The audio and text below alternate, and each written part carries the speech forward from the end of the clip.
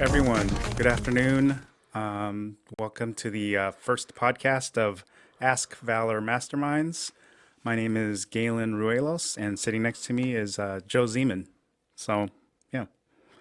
So, Joe, tell us how Ask Valor Minds started. It originally started as a Facebook group, right? An idea Correct. you had. So, tell us a little bit more about that. All right. So our Ask Valor Masterminds page started on Facebook because I wanted to get a bunch of businesses together so that they can ask questions to each other, share tips about business, whether it's about marketing, social media, marketing plans, business plans, whatever the case may be.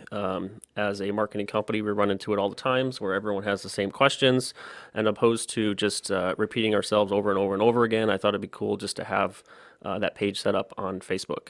And so that's the reason behind Ask Valor Mastermind. So then we had thought about it'd be great to do a podcast and bring different guests on from podcast to podcast or show to show and go over various topics to go with the questions that we get from businesses. So, Valor Marketing, our specialty is an internet marketing agency. So, the podcast topics will kind of be intertwined or related to kind of all things internet marketing, but some crossover with some other issues. Um, if you like us on our or ask to join our Facebook group for the Ask Valor Masterminds, we will use that as feedback for any topics that businesses want to talk about, which we've got already. So feel free to join that Facebook group. One cool thing that we're really proud of is we received a, a certification or an award from Google this past year. We got the 2019, and correct me if I'm wrong, Joe, the Grow with Google High Impact Award. Why don't you tell us a little bit about that? Sure. We both got the email. We were pretty happy and everything. So tell us about that. So what that means is because of our premier partnership with Google, we hold free workshops throughout the year. And then we get to bring in a trainer or presenter from Google, and we present on topics that businesses want to learn about. It could be about SEO or Google Ads or websites, and but more importantly, going to be our first topic, which Galen will talk about here in a second. Yes. So our first topic, we'll be talking about Google My Business. 75 to 80% of what Joe and I do, what Valor Marketing does, is actually educate the small business community. So we do free consultations of just helping businesses get online for free and kind of optimizing those tools. We're really excited to bring a guest speaker who we've worked with in the past, Corissa Saint Laurent, and kind of we wanted to start our podcast just because October is National Women's Small Business Month. So this month, actually, we're going to focus on women small business owners. And Corissa is joining us from Portland, Oregon. She's a speaker that Joe and I have worked with when we've had our Google workshops. She's always been there and done an excellent job presenting to our audience. They get a lot out of it. She is a serial entrepreneur, started in the wellness industry. She co-founded a public relations company. She was the national speaker and director for a company called Constant Contact, which some of you probably have heard of for over 8 years. And I didn't know this, and Corissa will ask more about it, but currently she's an instructor for Portland State's University's Center for Executive and Professional Education. Currently also the speaker with Grow with Google, who does our events, and a current national speaker and trainer. So without further ado, we'll welcome Corissa to join our podcast. So we're lucky to have such a amazing first guest to help carry us. Hi guys. Hey, Carissa. Hey, Corissa, thanks for Oh, joining us. Right oh, my from pleasure. from Portland, Oregon, right? Is that where you're at right now? I am, yes, in my home office in Portland, and so really happy to be with you guys. Awesome. Nice. So we'll kind of get started. So you're passionate about small businesses and being an entrepreneur. What were some of your first lessons learned being an entrepreneur? Yeah, so I started my first company, which you had said in my nice introduction. Thanks, Galen. I started my first company in 2001, and back then, it was in the wellness industry. I essentially took a passion and a skill set that I had and turned it into a company, which is what a lot of small business owners do. And what I learned early on is that I couldn't just rely on the fact that I was a good technician. If you've ever read the E-Myth, they talk a lot about that, of moving from being a technician to being an entrepreneur and a business owner. It's a change of mindset as well as a change of skill set, or an enhancement of skill set.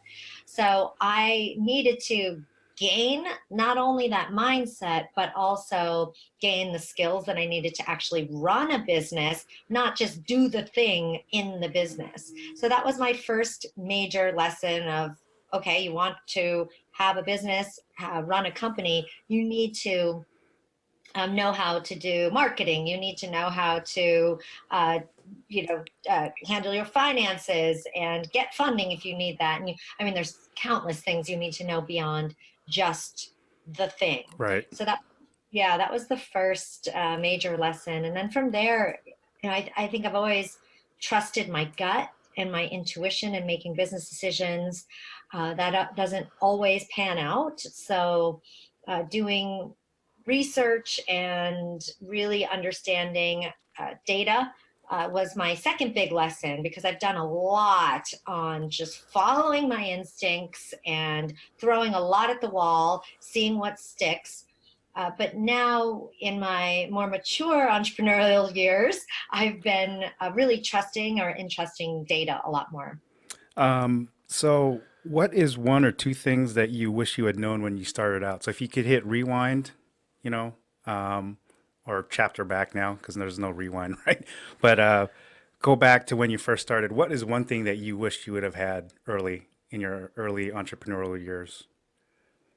Yeah, I think, you know, having, well, I did. I had a lot of really fantastic mentors in my first business. I would say what I wish I would have had, however, is more humility, because I started out really fast, and I had a really great trajectory at the beginning, a lot of energy behind what I was doing. I loved what I was doing, so I was also excited and energized by it. I didn't always stop to think about the big picture, and I was really caught up in that momentum. Mhm. So it would have been great to have had maybe another type of mentor, or just have had that understanding that as much as you push forward, follow momentum, and get excited about growth, you also need to always be stepping back and strategizing the big picture. Sweet. Right. Yeah. So with that, you brought up marketing. So why is it in today's day and age marketing so important for a business? Oh man, marketing is of course always been important and key to business growth, business longevity, and making sure that you are always staying relevant. And I think it's even more important today because of the level of competition Hmm. growing among all sectors, or within all sectors. And I also see competition not just within the competitors within your own industry, but we have a competition for mind share, Hmm. right? So much of marketing today is content based, and we're using marketing channels to build relationships with people, which is all the right stuff, but everybody's doing that. Right. Right. So, it's even more important that you're doing the right things when it comes to marketing. First, of course, do marketing, set aside time and budget for marketing. That's just a 100% no brainer. The second thing, however, is to when you're choosing your marketing activities, to make sure that it's really following your customer's journey, and you're building relationships at every single stage, and that you're using the technology that we have at our disposal today. We have so much free technology coming through Google, through other social media. We've got a ton of low cost marketing channels and activities to work through and use. But the fear, the caveat, I guess, to all of this is that you understand how to do marketing. You think like a marketer. And that's the thing that I end up teaching the most to people. Not so much the how to use the technology or to, talking about an algorithm. It's really mostly about how to think like a marketer in today's day and age with the tools that we have. If you get caught up in the tool itself, you end up losing the magic of what it takes to build relationships with people through these tools. Mm-hmm.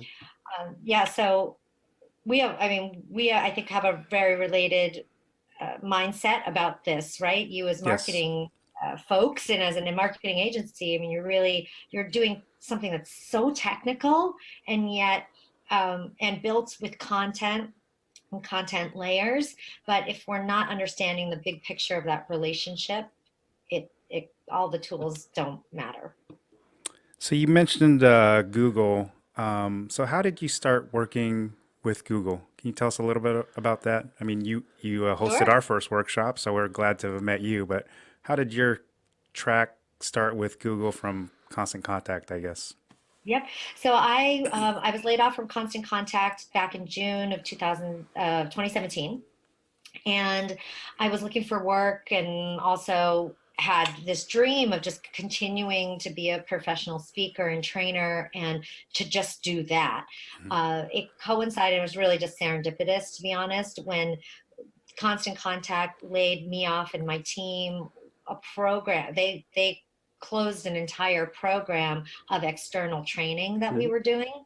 And at the same time, Google was building out their small business training program from one speaker to the team that we have now. So it was serendipitous. It just so happened that they were building this team out, and a lot of this is built, and this is advice I'd give to anybody going into business, is that you want to build and maintain relationships, not just marketing Mm-hmm. relationships the relationships with your customers, but with everybody across all layers of your business. So peer relationships, mentorship relationships, partners and affiliates, and all of these different things. This wouldn't have happened. I don't think I would have started working with Google had I not had a relationship with somebody who already was a Google partner, like you guys are, who knew about the demise of our program and then keyed us into the fact that Google was building out their trainer program and speaker program. And they ended up tapping me and a few other of my past colleagues to join them. Nice. Nice. Yeah. So then, what are some of the most important things that you would recommend to businesses about Google? More importantly, like if you could speak about like the features of it, and for like Google My Business.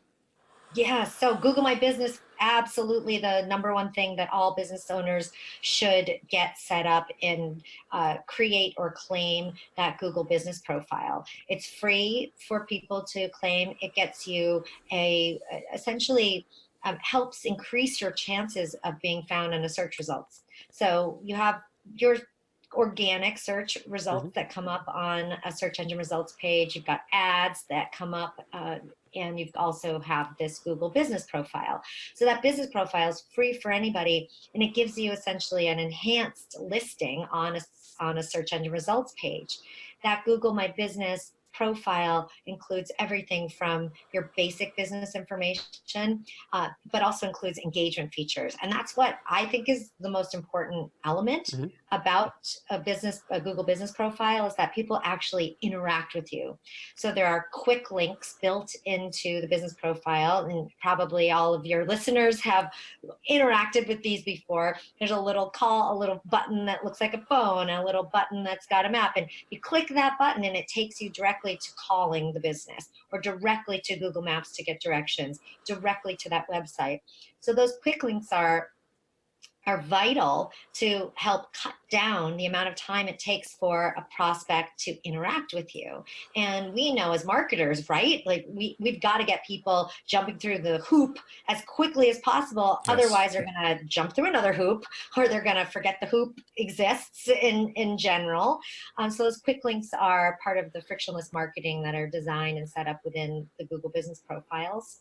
And then also the other engagement features, like being able to post a short-lived post, whether it's an announcement that you have or a blog post or a coupon that you want to give out to people. You have the ability to post that, as well as the reviews, and having all your reviews in one place and be able to reply and respond to those. So those are some of the main features that I really love about the Google Business Profile. The fact that it's free for anybody to get and gain is amazing. So I would say first things, yes, get that going. And then equally as important thing when it comes to Google is to make sure that your website is mobile responsive. And that mobile responsiveness of your site is key for a website visitor's experience, which is why it's key for Google and your organic search ranking. So there are many things that go into how Google and other search engines are going to rank your web pages against others. Mobile responsiveness is one of those factors that they consider. And I think it's a really important one, because I know how much time I spend on my phone looking at pages, and everybody, we're all the same in that respect. More than half of all web traffic are coming from mobile devices. 65% or more are email views are coming from mobile devices. So we know that people are heavily using their mobile devices in order to interact with the web. So that's a really important thing, to make sure that your site is responsive and optimized. One thing you mentioned about the features that even brought up in a conversation yesterday was about making posts to it, just like you would through Facebook or Instagram or Twitter. And then with that, sharing as much videos and as much images as you can, because on a weekly basis, you get a report from Google that shows, hey, the 20 videos or the 20 pictures you added last week has been seen 350 times. So that's kind of cool. Yeah. It's just data right away that you're given every single week. Totally. And the more you update your Google business profile with new photos, videos, posts, information, that data that you're talking about, the more you do that, the greater your chances are of your business profile showing up against or above, if you will, others in your category. So it's just like your website. The more you update it with relevant and useful content, the better it is for you in your search engine ranking. And that's the same for your business profile. Regarding the pictures and images, we'll have a lot of viewers and listeners who may have not yet claimed their Google business page. What would be, if I'm a business owner who doesn't know, I would be kind of scared to put, what pictures should I put of my business? Do you have a couple quick tips on which pictures you should upload onto your listing?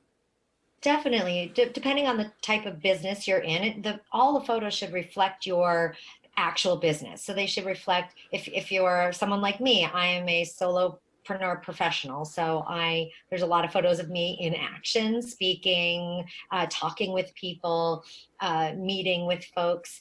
I might also post photos of an event, an audience, or, just reflecting the world I live in and what I do. If I'm interviewing someone, it'll be a picture of me and that person. And so you want your photos to reflect your daily life, your business's daily life. Now, if you sell a consumer good, you can have, of course, pictures of that product or products. You could have, and it's a lot easier, I think, when you have something tangible to think about, I could take pictures of all this stuff and post that.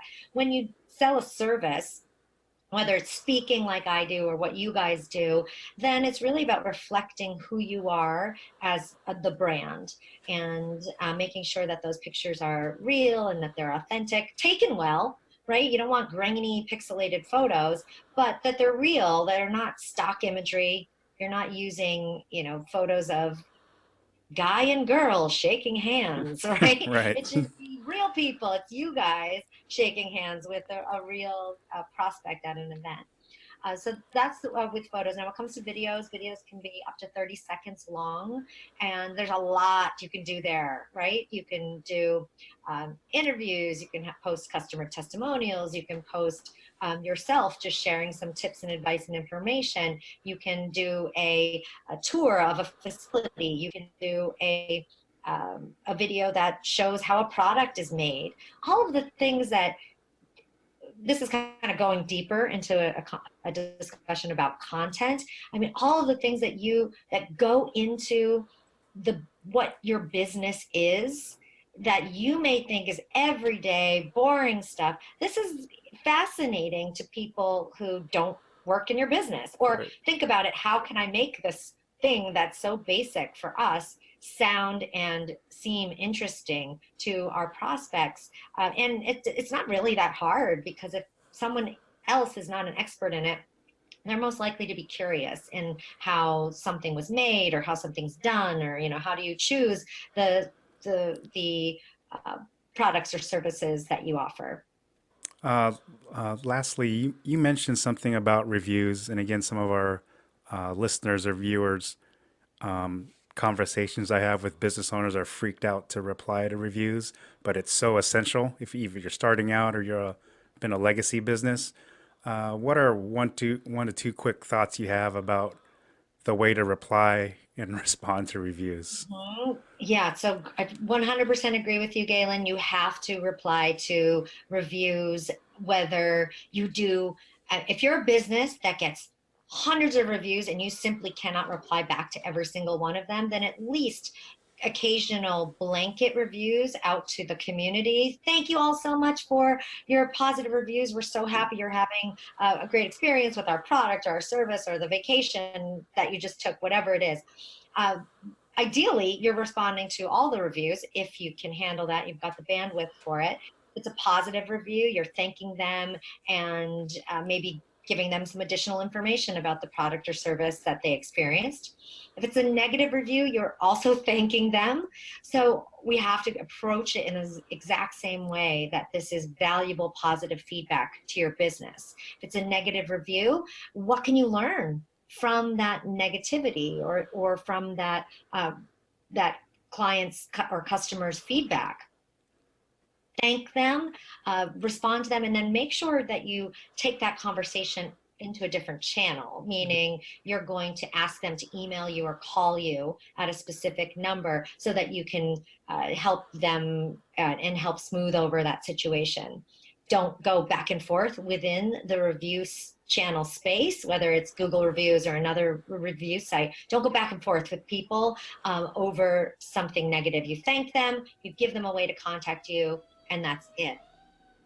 The last thing I'll say about reviews is that if you 100% know that it is a bogus review, so meaning you've got a small boutique business, you know every single one of your clients by name and face, and you hug them when you see them, and you know exactly who you are, and this person that's left you a review for your client services is no one you've ever met before, if you are that 100% certain, then you can still start out by thanking them, but then also saying something like, I have a small client list and I don't know who you are. Can you please contact us or me here? Right. So again, telling the community that's reading the reviews that, oh yeah, this is probably a bogus review, but it's also doing the same stuff where you're answering with integrity and you're giving them a way to contact you if it happens to be someone that is a real person.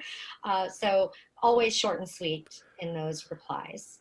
Right. Well, thanks. We could probably go on and on talking about Google My Business. I think in the on our Facebook page and on our Ask Valor Masterminds Facebook group, we'll post instructions, repost instructions on how to claim your page, and if any help's needed, please feel free to reach out to Joe or myself, and we'll be able to walk you through. But since October is National Women's Small Business Month, and you are a woman small business owner yourself, we want to shift the focus back onto you. And again, thank you for coming on, gracing us with your awesome presence. You've always been so great to us. So what do you think what unique skills of yours have helped you become successful? It's it has a lot to do with ideas. I'm, a serial entrepreneur for a reason because I have more ideas than I have time for. So it's fostering those ideas and listening to them and following the things that I think are going to have some legs. So I'm an ideas person that helps. I also love people. Business is not, even if you sell a widget that's made in a factory in a country far away and you are you never interact with customers or clients, you still have to interact with people in Mhm. your business. So I think me being a strong people person has always helped. I also love learning. I love learning new things and taking on new challenges, and that love of learning and new challenges really helps in the growth as an entrepreneur because you're always learning. There's never a, a stop. I'm actually working on a new venture right now, and it's a whole different level of uh, business that I've ever worked in, Mhm. whole another level of entrepreneurship. And I'm just trying to soak in as much information as humanly possible and ask all the questions I absolutely possibly can to learn as much as I can. And I wouldn't say I did this in the past. In the past, I thought, like I had alluded to earlier, like, oh, I know what I'm doing and I've got some support and here I go. And I'm not going to ask any questions. And now I don't feel like I need to know all the answers. I used to feel that way. And now I'm just like, okay, I don't know this. I'm going to go ask somebody, go find this out. So I think that endless curiosity that I have really helps. Awesome. Sweet. So then, with that, what's the best piece of advice that you've that's been given to you that you could share to give to others? Just pick one. I know there's This is a, lots. Yeah. there's so many. This is a life, not just for business, but just personal, really a personal piece of advice to breathe from my belly. I know that sounds like, okay, how does that have to do anything with business? I could breathe a lot, but Yeah, so I was told this from somebody who witnessed my breath. I'm a very talkative, gregarious, energetic person, and oftentimes the energy in my body gets very much stuck up in my head, and then my breathing gets stuck in my chest. And I didn't realize that before this person told me. So I would say that's one of the best pieces of advice I've been given to just as a human being, to breathe in my belly, to really what that means, not just with my breath, but also then bring down my thoughts and energy into these lower parts of my body, to feel them out in a different way and not always just be popping off ideas up here. It's really helped to settle me, ground me, connect me more deeply with my intuition. And that, to me, having that deep connection to myself has helped me be successful in all things. so just to piggyback to that question. So in celebration of National Women's Small Business Month in October, what advice would you give to the woman entrepreneur? Like if it was yourself so many years ago, or the woman or the women in this country that want to start a new business venture, what would be one quick piece of advice you would tell them? To stop overthinking things. I think, I certainly have been in that boat, and I think there's a very common uh, type of imposter syndrome among women entrepreneurs. And I've talked to many of them who feel the same way, that, well, I don't have the advanced degree, or I don't have the business school education, or I don't have the X, Y, or Z in order to do the thing that I'm setting out to do. And I say, screw that. If you've got a great idea, you can figure out all of the rest. You can work with people that can fill in some of those gaps. You can learn so much just by doing and through doing and experiencing what you need to in order to accomplish what you're setting out to do. But if you stop yourself and you just overthink everything, one, you can kill an idea before it ever gets off the ground. And two, you're really not building up the inner confidence that you need to take the risks that you do in order to be an entrepreneur. There's a lot of risk involved, and you have to have that sense of self-love and confidence and self-esteem in order to move forward with it. So yeah, it's about trusting yourself, getting and also understanding that you're not going to know everything. Even if you have those advanced degrees and the business school background, you still won't know everything. So Right. not being afraid to ask. Last question. And again, thank you for being with us today. So on your website, which we have on the bottom of the screen, can you tell us a little bit about your Roar project, just as we finish up, please? Sure.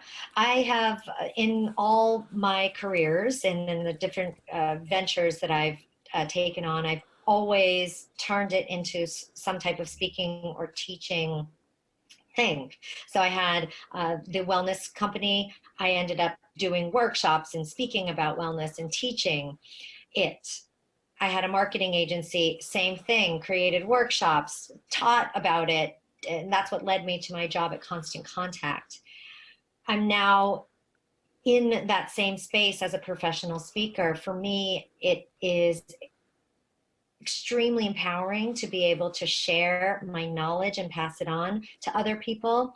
And I love it so much because it connects me to other people. I can connect to others through my voice, my stories, my experience and expertise.